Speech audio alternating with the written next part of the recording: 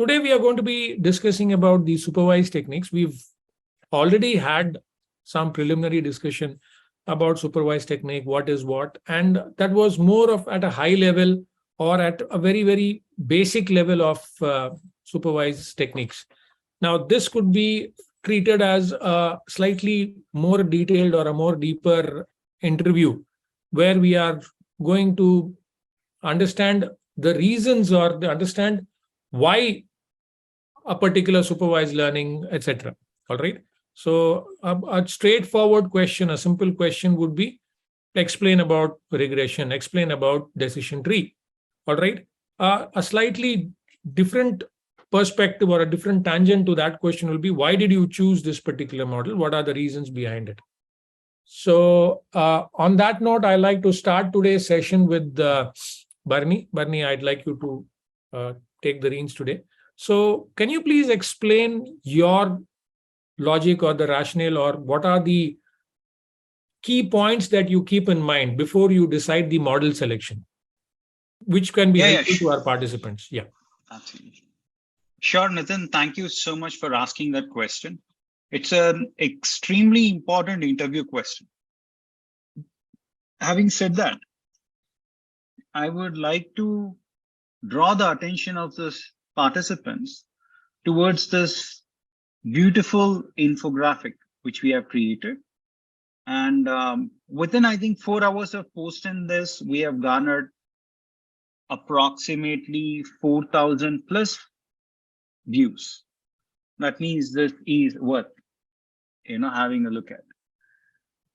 While we have this CRISP-MLQ framework, which has a lot of phases, one of the key phase is model building. And when it comes to model building, what are the things that one has to focus upon, right? So if you ask me, before selecting a model, you need to understand from business standpoint on whether accuracy is more important or explainability is more important. Based on that, we decide on which algorithm we need to proceed further with. As an example, if you're working with a bank or if you're doing a project for a bank, then they will certainly expect the model to have better explainability as opposed to having higher accuracy, right? So let me play this. This video would make more sense. Just a moment while I try to pause this. Okay. So here we go.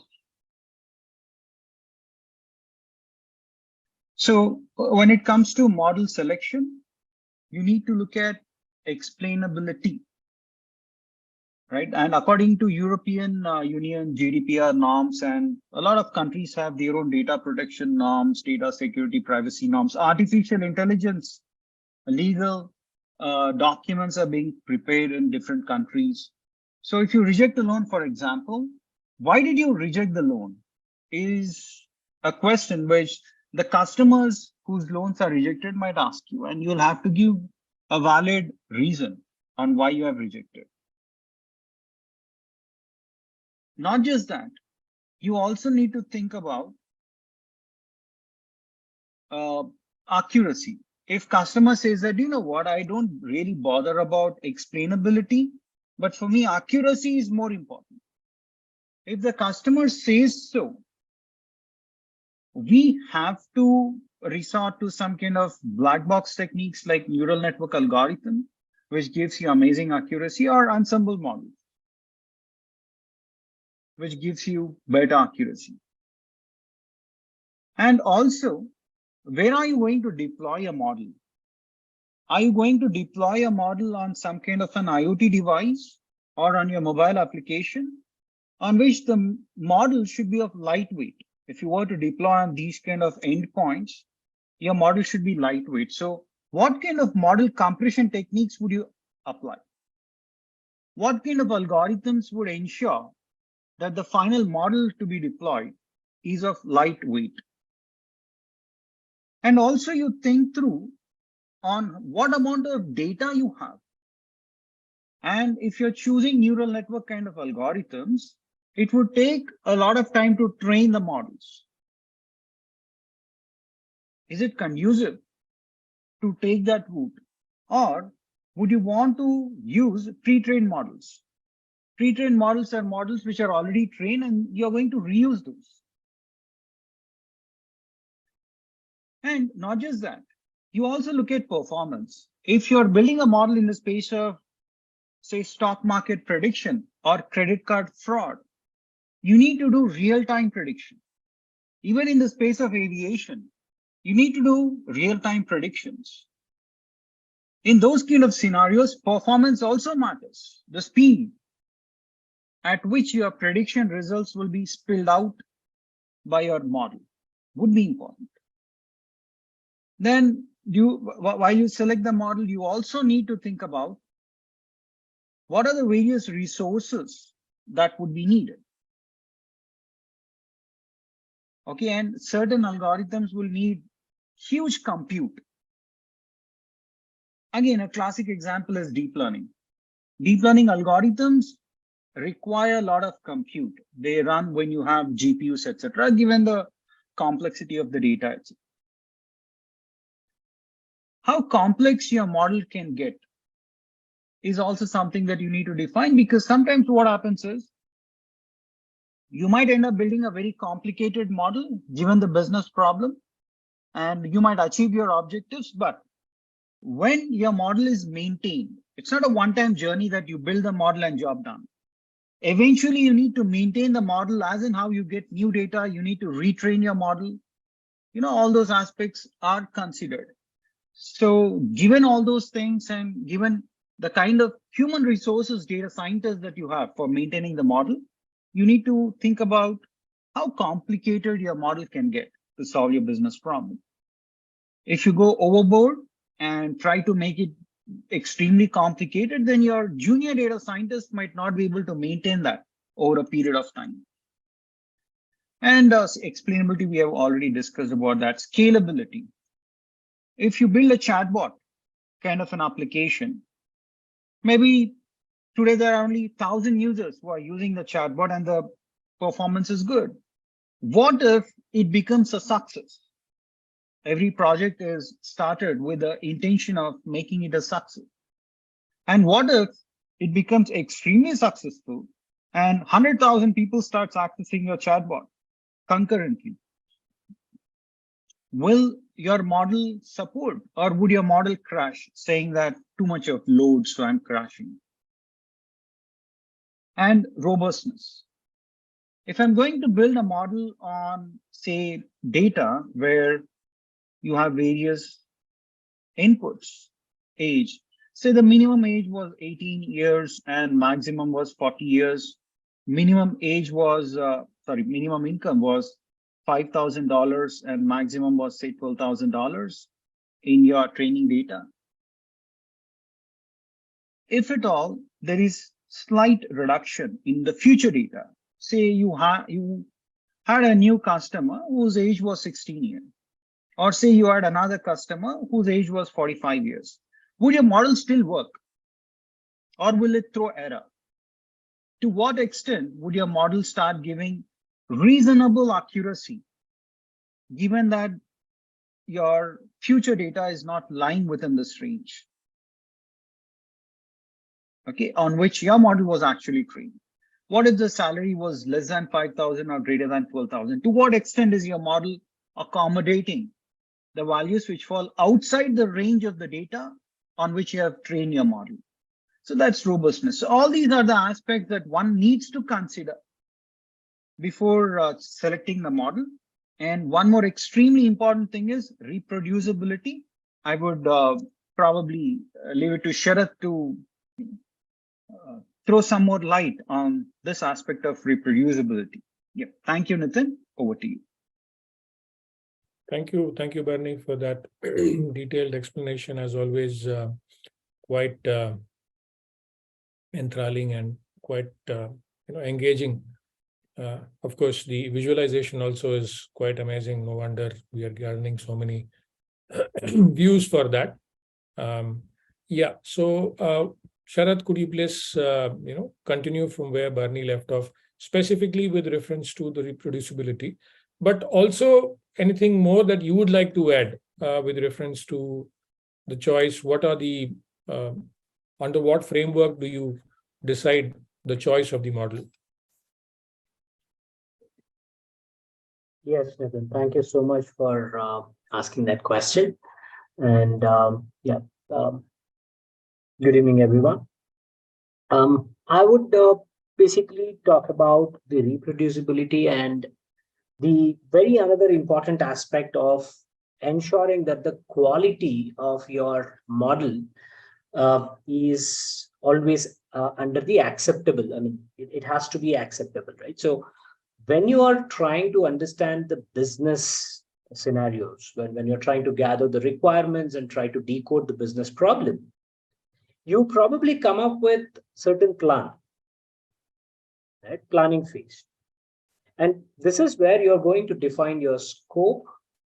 You're going to try and define your objectives or objective, and you'll identify what constraints you will have in your solution development. All this is basically interpreted, researched, and based on all this understanding, you're also going to try and do benchmarking, right? So success criteria is another point that we need to. When we develop any model, for that matter, if I have to consider that we are going with some machine learning model, the machine learning algorithm that we are developing is done on a sample data, historical data, right? This would be your sample data on which you are training your algorithm.